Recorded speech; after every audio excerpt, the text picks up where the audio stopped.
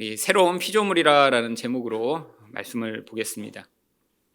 제가 30살이 지나서 30대 중반까지 연말이 되면 꼭 하는 일이 있었습니다. 하루 날짜를 이렇게 비워놓고 아침부터 밤까지 1년 동안 제가 했던 모든 일들을 놓고 연말 결산을 하는 일이었습니다. 1년 동안 잘한 일, 못한 일, 하지 말았어야 될 것, 또 변화돼야 될 것, 후회하는 것, 또 하나님이 주시는 은혜, 감사한 일들을 놓고 하루 종일 많은 목록은 10개, 20개를 적기도 하고요. 그리고 아침부터 저녁까지 이렇게 한 뒤에 그 결과를 가지고 기도하는 시간을 가졌습니다. 근데 대부분 그렇게 자세하게 인생을 돌아보고 1년을 평가하면 굉장히 우울해집니다.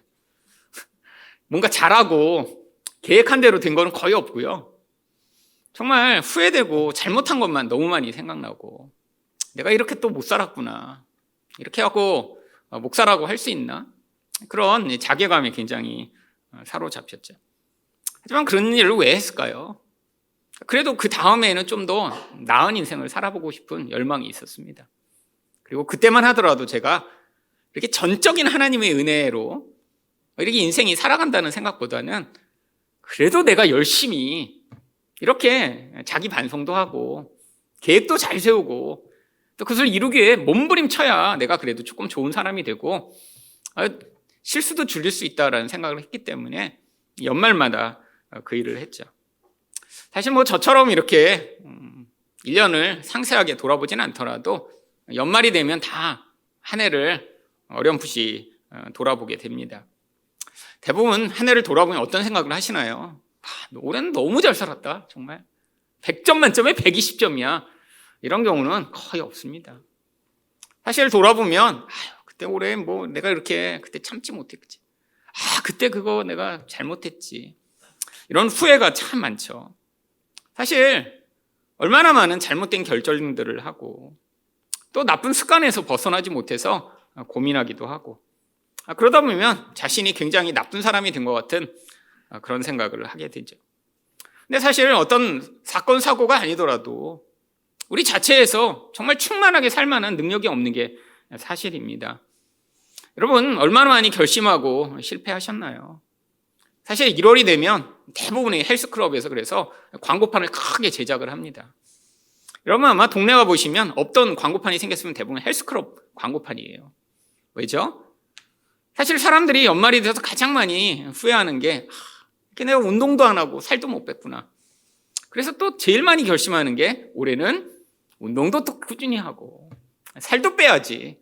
이런 결심을 하죠. 왜요? 사실 가장 쉬운 결심이니까요. 내가 정말 좋은 사람이 될 거야.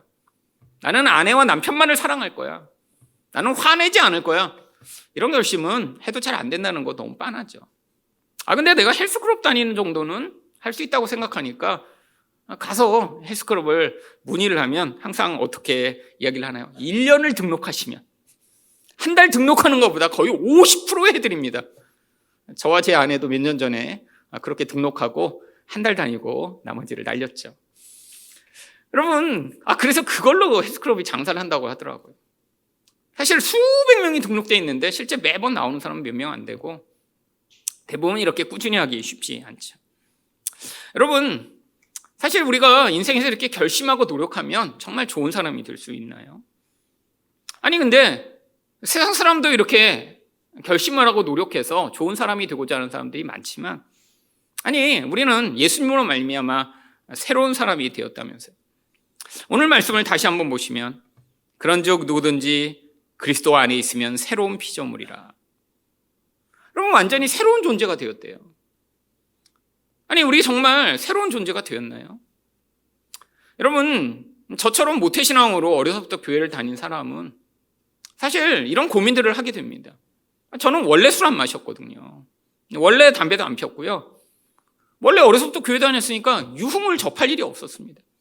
딱 한 번 나이트클럽 가볼 뻔했는데 못 갔어요. 그것도 친구가 그래 한 번은 가보자 그래서 계획까지 세웠어요. 내가 꼭 한 번 가버리라. 근데 결국 뭐가 일이 틀어져 갖고 그 한 번도 못 가봤어요. 여러분, 전 평생 그래서 술도 먹어본 적 없고 담배도 펴본 적 없습니다. 나이트클럽 한 번 못 가봤고요. 아니 그러니까 어떤 사람은 이렇게 그거 다 경험해 본 다음에 예수 믿은 사람이 있잖아요. 그래서 예수 믿고 나서 정말 인생이 확 변했다고 합니다. 뭐가 변했나요? 그래서 술도 끊고 담배도 안 피고, 그리고 옛날엔 막 유흥 즐기던 사람이 이제 유흥을 안 즐겨요. 이게 정말 엄청난 예수 믿은 새 존재가 된 결과인가요? 여러분, 사실 예수 믿는 게 술 끊는 정도라면, 예수 믿는 게 옛날엔 나이트클럽 다니고 좀 춤 좀 추다가 스텝 좀 밟던 사람이 이제 스텝을 안 밟게 돼서 그게 예수 믿는 정도라면, 사실 이거는 새 존재가 된 것이 아닙니다. 이미 춤 안 추는 사람 있잖아요. 이미 술 싫어하는 사람이 있고요. 아니 우리가 새로운 존재가 되었으면 진짜 어떤 특별한 변화가 있어야죠. 여러분, 이 새 존재라는 건 도대체 어떤 의미인가요? 여러분, 20대 때 저는 이 문제로 많이 고민했습니다. 물론 그때 큰 은혜를 받으면서 저 또한 새로운 존재가 되었다라고 생각을 했어요. 근데 문제가 있습니다. 나는 새로운 존재가 된 것 같은데, 그래서 옛날보다 정말 훨씬 더 행복해졌고, 훨씬 더 기도도 많이 하고, 굉장히 좋은 사람이 된 줄 알았는데, 그걸 방해하는 그런 사람이나 환경이 훨씬 더 많이 있었습니다. 아마 지금과 같은 평안한 환경이었으면 아마 제가 그때 그렇게 고민을 많이 하지 않았을 것 같아요. 근데 그때는 너무 가난해서 환경적으로 너무 힘들었고요. 그러니까 정말 끼니를 뭘 먹을지를 고민하면서 살 정도의 그런 정말 깊은 가난으로 고민하니까 그게 저를 너무 자주 우울하게 만드는 거예요. 뭔가 계획하려고 해도, 뭐 하나 살려고 해도 내가 마음대로 결정할 수가 없었습니다. 근데 그게 저를 너무 힘들게 만들고 고통하게 만들면서 제 평정하던 마음이 확 깨져버리는 일이 너무 많이 있었습니다. 내가 괜찮은 존재가 된 것 같았어요. 난 예수님만 사랑하는 존재가 된 것 같았어요. 근데 어느 날 돈 때문에 고민하기 시작하면서 깊은 우울감에 빠지기 시작하면 그게 끝이 없는 거예요. 그러면서 이렇게 정말 두렵고 힘든데 도대체 내가 예수 믿는 게 무슨 소용이 있지? 하나님이 도대체 무슨 은혜를 주시지? 이런 회의감이 제 안에서 막 밀려올 때가 있었죠. 그뿐 아닙니다. 그때는 왜 이렇게 제 주변에 못된 사람들이 많았는지, 저만 미워하고 막 저를 괴롭히는 사람들이 하여튼 도처에 있었어요. 도처에. 주로 교회에 많이 있었습니다. 그런 분들이. 아니 여기 하늘사랑교회처럼 이렇게 다 좋은 분들만 계시면 그때 저는 아마 제가 천사가 된 거라고 착각하고 살았겠죠. 근데 그때는 저를 막 모욕 주고 막 욕하고 도대체 말도 안 되는 걸로 시비 걸고, 그러니까 그런 사람들을 자꾸 만나다 보니까 제 안에 막 이 미움이 막 계속 기도하면 계속 죽이고 있는 거예요.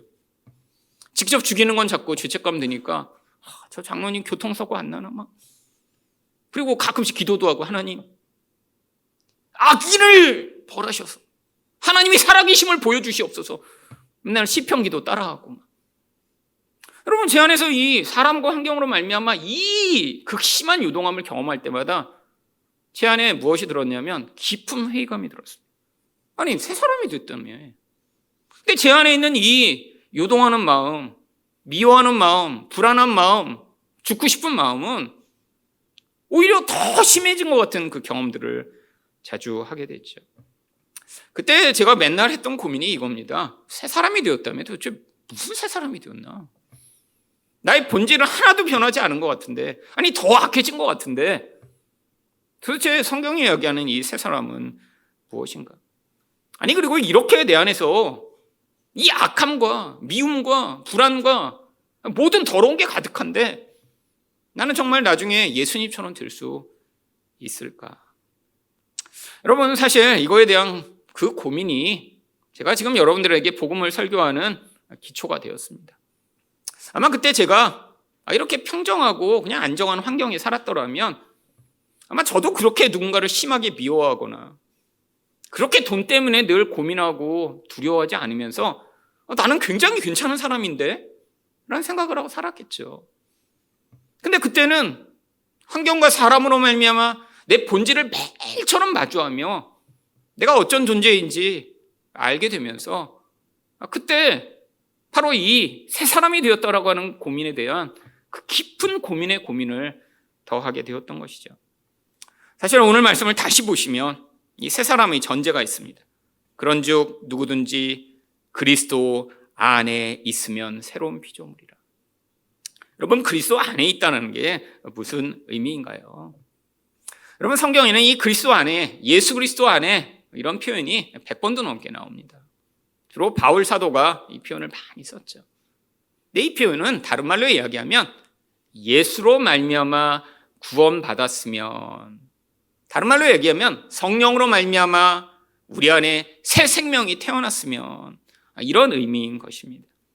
사실 우리가 흔히 이야기하는 은혜 안에 있으면 같은 다 의미예요. 여러분, 인간이라는 존재는 하나님이 원래 이런 죄로 만들어진 이런 결과로 우리 인생이 살아가도록 돼 있는 걸 그냥 보실 수가 없어서 바로 흙으로 만들어진 이 죄악된 존재 가운데 예수로 말미암아 새 생명을 그 안에 시작하신 것이죠.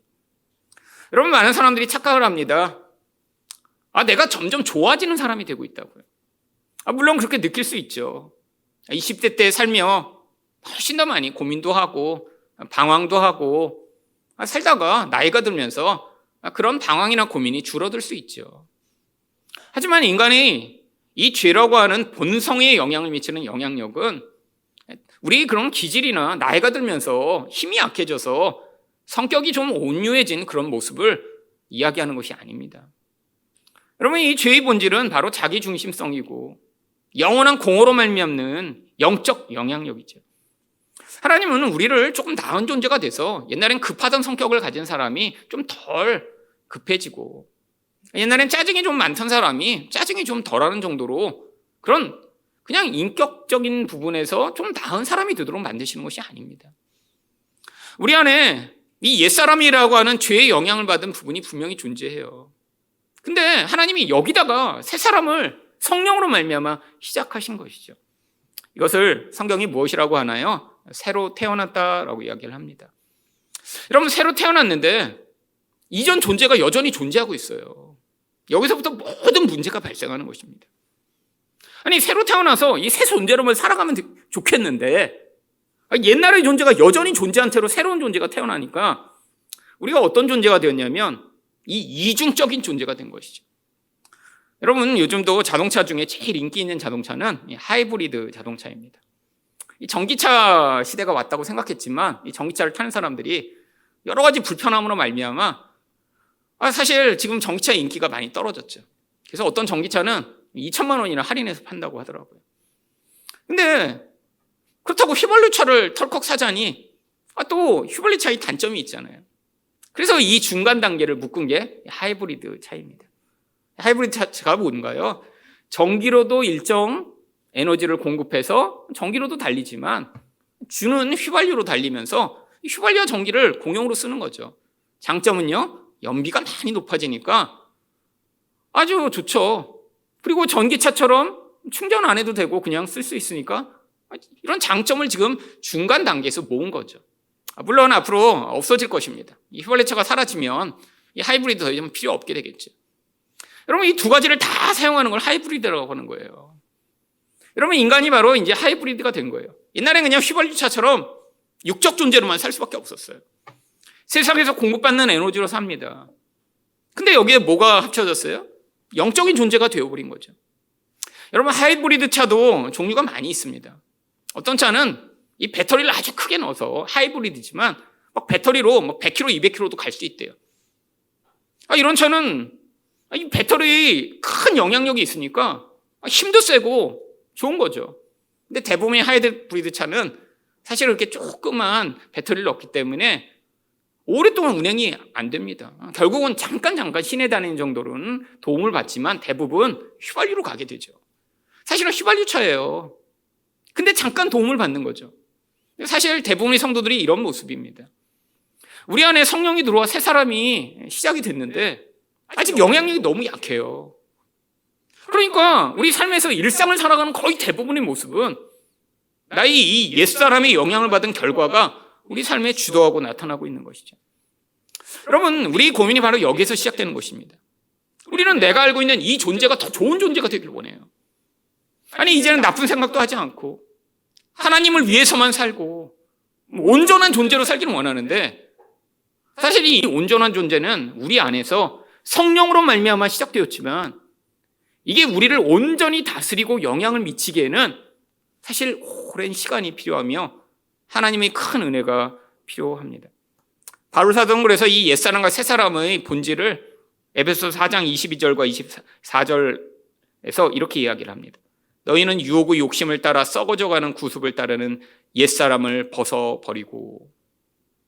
여러분, 이 옛사람은 뭐라고 얘기하나요? 유혹의 욕심을 따라 썩어져가는 구습을 따른다라고 얘기를 합니다.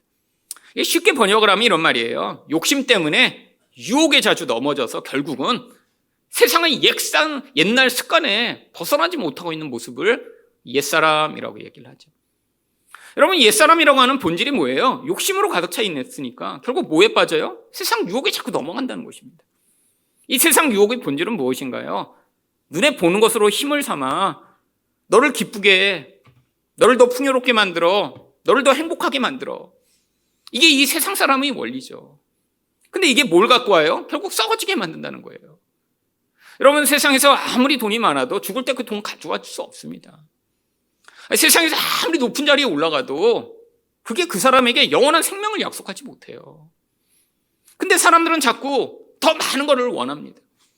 왜요? 그 눈에 보이는 것밖에 없으니까.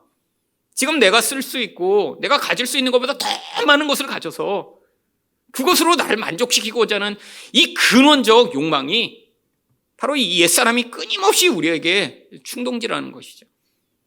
여러분, 우리 안에 결국 이것 때문에 우리가 감사하지 못하는 것입니다. 여러분, 올 한 해를 돌아보시면서 정말 너무 감사했다, 이런 분은 바로 이 옛사람이 끊임없이 욕망을 가지고 여러분을 주도하는 그 힘이 여러분에게 약하기 때문에 감사가 나온 거죠. 여러분, 만약에 올해 여러분이 생각할 때 나는 이 정도 수준에서 이 정도만 있어도 너무 감사해라고 했으면 그 기준이 낮을수록 여러분 감사는 커지게 되어 있습니다. 여러분, 만약에 어떤 기대를 하는데 너무 기대가 커요. 뭐 아이가 세배를 했는데 이번엔 할아버지가 이렇게 뭐 내가 대학교 갔으니까 한 100만 원 좀 주시겠지? 이런 기대를 했는데 할아버지가 10만 원 주세요. 그러면 받으면서 감사한 게 뭐야 이거? 여러분, 돈을 받고도 화가 나요. 그렇잖아요? 근데 만약에 기대를 안 했어. 우리 아버지 돈이 없는데 세뱃돈 주시겠어? 뭐 대학 갔다고 돈을 주시겠어? 하나도 기대를 안 했어. 근데 갑자기 할아버지가 봉투를 꺼내시더니 줬는데 10만 원 들어있어. 그러면 똑같은 10만 원인데 감사해요. 기대를 안 했으니까. 여러분, 우리 기대치가 근데 문제는 이 세상의 욕망이 있으면 너무너무 올라가요. 얼마큼 올라갑니까? 세상의 모든 사람들이 기대하는 만큼 다 올라가죠. 채워질 수 없을 만큼 올라갑니다. 여러분, 여러분 인생 가운데 감사가 없다면 여러분의 인생은 지금 옛사람이 너무 많은 욕망으로 여러분의 인생을 주도하고 있는 거죠. 그러니까 하나도 감사하지 않아요. 늘 뭐만 인생에서 나오죠?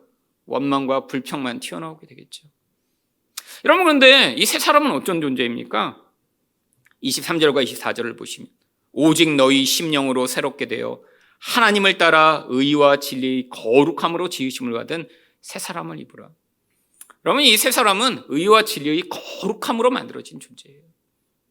여러분, 의와 진리라는 게 무엇인가요? 하나님의 본질을 얘기하는 것입니다. 하나님과 같은 존재인 거예요. 인간은 의를 가질 수 없는데 완벽한 사랑을 할 수 있는 그 의의 기준을 완벽하게 가진 자. 그래서 의를 가진 자는 어떤 존재인 거예요? 완벽하게 사랑할 수 있어요. 하나님만 사랑하고 이웃을 사랑하고. 근데 우리가 인생에서 제일 고통하는 문제가 뭐죠? 사실은 가장 인생을 고통하게 만드는 문제는 관계의 문제입니다. 여러분, 돌아보시면 돈 때문에 힘들기도 하지만 돈보다 훨씬 더 우리를 고통하게 만든 건 관계예요. 여러분, 저도 인생에서 너무 가난한 적이 있었지만 시간이 지나면 그거 다 잊어버립니다. 근데 인생에서 관계가 깨져서 누군가 나에게 했던 말, 나를 상처 줬던 말, 또 내가 그러면서 뱉었던 잘못된 말들로 말미암아 너무너무 고통하고 힘들어하는 경우가 많이 있었죠. 여러분, 이 의만 가지면 하나님처럼 온전한 사랑을 할 수 있는 존재로 살아갈 수 있는 거예요. 진리는 무엇인가요? 바로 예수 그리스도로 주어진 이 복음의 진리예요. 하나님만을 온전히 사랑하고 그 말씀만 온전히 믿고 살아갈 수 있는 그 본질이요. 근데 이게 무엇을 가져와요? 우리 안에 거룩함을 갖고 옵니다. 죄가 전혀 관계없는 존재가 되는 거예요. 여러분, 이게 정말 새 사람의 모습이죠. 여러분, 사실 우리가 다 원하는 겁니다. 여러분, 살면서 사랑하고자 하는 마음 얼마나 많으세요? 여러분, 1년 돌아보면서 난 정말 이렇게 내가 올해도 충분히 미워했어. 이렇게 하고 기뻐하시는 분이 있어요. 오늘 그냥 남편, 아내를 내가 이만큼 미워해서 너무 그냥 뿌듯하다. 내년엔 2배쯤 더 미워하고 그냥 박살을 내야지. 아무도 인간은 이런 생각 안 합니다. 여러분, 이런 생각을 한다면 이건 정말 병적인 존재인 거죠. 대부분 뭘 후회하죠? 사랑을 못했구나. 내가 올해도 이만큼 충분히 용납하지 못했구나. 근데 이 의로운 존재가 되면 어떻게 할 수 있어요? 온전히 사랑할 수 있어요. 여러분, 우리가 늘 고민하는 게 뭔가요? 사실 이 진리의 말씀을 들어도 우리가 온전히 받아들이지 못하는 게 문제죠. 왜요? 내 안에 다른 말이 너무 많은 거예요. 여러분, 솔직히 이 설교를 들으시고 주일날은 맞아 이러고 가실 수 있지만 사실 삶에서는 잘 기억이 안 나시죠? 왜요? 세상의 소리를 계속 들으니까요. 야, 돈이 최고야. 야, 네 쾌락을 위해 넌 살아야지. 너의 즐거움이 제일 중요한 거야. 세상은 계속 우리를 끊임없이 너를 만족시키기 위해 살라고 이야기하고 있으니까. 여러분, 진리로 만족하는 자는 오직 예수 그리스도의 복음으로 만족하며 그 은혜 안에 거하게 되겠죠. 여러분, 이 거룩함으로 살아가는 자가 된다면 죄가 관계없겠죠. 우리 인생을 그토록 파괴하고 고통하게 만드는 이 죄와 관계없는 인생을 살아가게 된다면 이게 가져오는 행복과 만족은 여러분 비할 수 없는 것입니다. 여러분, 그럼 우리가 어떻게 도대체 이 세 사람이 우리 안에 충만하고 이 세 사람이 성장한 인생을 살 수 있을까요? 결국 은혜로 말미암아 가능한 것입니다. 여러분, 저처럼 제가 초반기에 말씀드렸듯이 1년을 잘 돌아보고 내가 잘못한 거 꼼꼼하게 다 적은 다음에 와, 이렇게 잘못했어. 이렇게 하고 나면 그래도 내년에 이렇게 하지 말아야지 하면 잘 살 수 있나요? 여러분, 제가 한 10년 정도 그거 열심히 하고 나서 깨달은 게 그겁니다. 아무리 많이 내가 이렇게 잘 적어도 안 되는구나. 내가 이렇게 후회해도 안 되는구나. 여러분, 근데 성령이 이 일을 하십니다. 우리 인생 가운데 찾아오세요. 우리 마음 가운데 때가 되면 역사하세요. 그러면서 우리 안에 어떤 마음을 주세요? 하나님의 진리와 의와 이 거룩함의 기준에 맞추어 우리 인생이 얼마나 더럽고 추한 존재이며 정말 우리 영혼 안에 예수 그리스도로 말미암는 은혜로 덧입지 않으면 정말 똥처럼 더러운 오물로 가득한 존재라는 사실을 깨닫게 하시는 순간이 옵니다. 여러분, 바로 그게 연말일 수도 있고 여러분 이 말씀을 들으실 때도 있고 아니면 개인적으로 묵상하실 때도 있고 어느 순간인가 하나님이 우리 인생에 찾아오실 때가 있어요. 근데 그 찾아오실 때는 대부분 어떤 때냐면 내가 인생에서 평안하다, 즐겁다, 행복하다 할 때가 아니라 너무 힘들다, 너무 고통스럽다, 너무 어렵다, 내가 정말 노력하고 애쓰는데도 뭔가 잘 안 된다라고 하는 이 좌절과 고민의 시간입니다. 왜요? 우리는 너무나 강팍한 존재라 성령이 말씀하셔도 잘 듣고 싶지 않아요. 내 생각대로 살고 싶어요. 그래서 하나님이 그런 어려움의 시기, 인생에서 내가 내 힘으로 할 수 없는 시기 가운데 찾아오시면 그때 말씀하시는 거예요. 이전엔 말씀 안 하셨나요? 말씀하셨어요. 여러분 작년 한 해를 돌아보시며 어떤 설교가 가장 은혜로운 설교였나요? 사실 여러분이 혹시 어려움을 지나시고 고민이 있으셨으면 그때 설교가 제일 은혜로운 설교예요. 여러분, 제가 설교를 엄청나게 잘하면 막 은혜 받고 제가 막 죽쓰니까 여러분이 저 설교 왜 이렇게 못해? 이게 아니에요. 여러분이 그냥 편안하고 즐겁고 행복하면 별로 설교가 안 들어와요. 그냥 내 생각으로 잘 살고 있는데 뭐. 그리고 여러분이 재밌게 들으시는 설교는 뭐예요? 제가 고생한 설교는 재밌게 듣죠. 진짜 고생했구나 저 목사. 그러면 굉장히 은혜 받은 것 같아요. 왜? 나는 고생 안 했고 쟤만 고생했구나 이렇게 들으니까 재밌죠? 남 고생한 얘기는. 근데 그건 은혜 받은 게 아니에요. 그건 남 고생한 얘기 들으며 자기 위안 삼은 거죠. 큰일 날 뻔했네. 하나님이 나한테 은혜를 조금 주셔서 감사하구나. 저렇게 고생하고 난 정말. 여러분, 진짜 은혜는 뭔가요? 여러분이 고난의 과정을 지나가는데 뭘 경험해요? 그때 안 들리던 말씀이 들리는 거예요. 근데 늘 똑같은 말씀입니다. 여러분, 지난 10년간 제가 여기서 다른 얘기 했나요? 늘 예수 믿으라고 얘기했죠. 근데 어느 순간 정말 예수님만 믿어야 되는구나, 내가 다른 거 의존했구나라는 걸 깨닫게 되었다면 그게 제가 설교를 해서가 아니라 그때 성령이 여러분 안에서 역사하신 것이죠. 여러분, 또한 그 일이 일어나면 여러분 안에 이 의와 진리와 거룩함으로 말미암는 하나님의 새 사람을 덧입고 싶은 열망이 커지게 되어 있습니다. 여러분, 자기 부끄러운 모습을 봐야 그걸 새롭게 만들고 싶은 열망이 생기죠.